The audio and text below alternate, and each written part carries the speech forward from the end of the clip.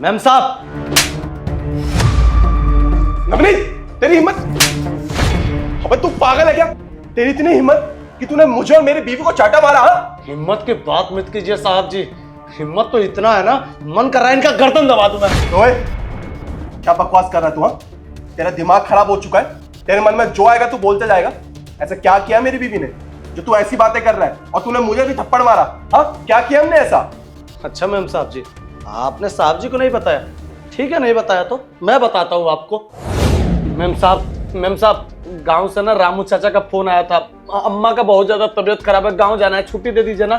देख, जिसे जाना है वो तो चला ही जाएगा, हम कुछ नहीं कर सकते। और यहाँ का काम नहीं हो पाएगा मुझसे मैनेज, तू कहीं नहीं जाएगा।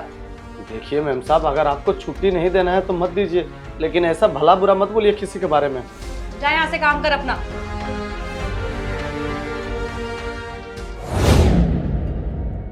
साहब जी, आप खुद सोचिए, हम गांव से इतने दूर शहर में आकर 2 रुपया किस लिए कमाते हैं? ताकि अपने माँ का अच्छा सा ख्याल रख सके। अरे वो माँ जो बेड पर पड़ी हुई थी, हमको कॉल करके बुला रही थी अपने आखिरी समय में, हम उस समय भी नहीं जा पाए। क्यों नहीं जा पाए? मेम साहब की वजह से। अब बताइए, इस 2 रुपये का क्या फायदा साहब जी, जो माँ का इलाज हम नहीं करवा पाए सही जगह से। क्या इतनी बड़ी बात हो गई और मुझे इसके बारे में कुछ पता ही नहीं है? आंशी, क्या कह रहा है नवनीता? ये सब सच है? तुमने इसके साथ ये सब किया? अरे चुप क्यों खड़ी हो? क्या पूछ रहा हूं मैं तुमसे? तुमने इतना गलत किया इसके साथ? बताओ मुझे, क्यों किया ऐसा?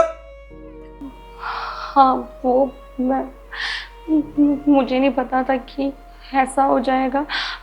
किसने छुट्टी मांगी, मुझे लगा बहाना कर रहा है, और इतनी गर्मी थी, सारा काम मुझे करना पड़ता है, इसलिए मैंने इसे जाने नहीं दिया।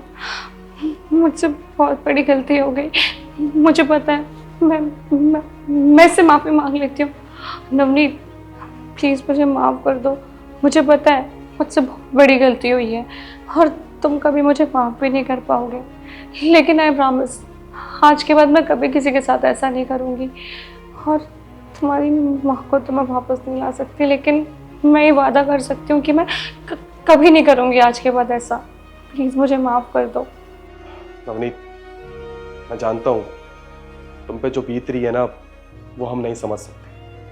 और अगर ये तुमसे 100 बार भी माफ़ी मांग लेना, उसका भी कोई फ़ायदा नहीं है, क्योंकि इसने गलती इतनी बड़ी की है। पर ये मेरी बीवी है।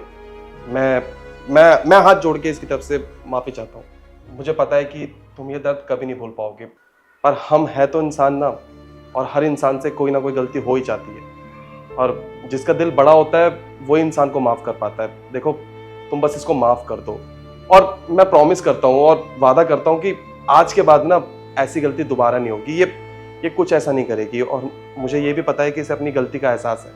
आगे से ऐसा कभी नहीं करेगी। और हाँ, तुम एक काम करो, तुम जल्दी से जल्दी ना अपने गाँव पहुँचो, और अपनी माँ की जितनी भी विधि हैं और जो भी चीज़ें हैं ना, वो सब जाके अपने हाथों से करो। तुम्हारा वहाँ होना ज़्यादा ज़रूरी है इस टाइम। और हाँ, मैं तुम्हारी फ़्लाइट की टिकट कराऊँ, तुम फ्लाइट से जाना और फ्लाइट से वापस आना।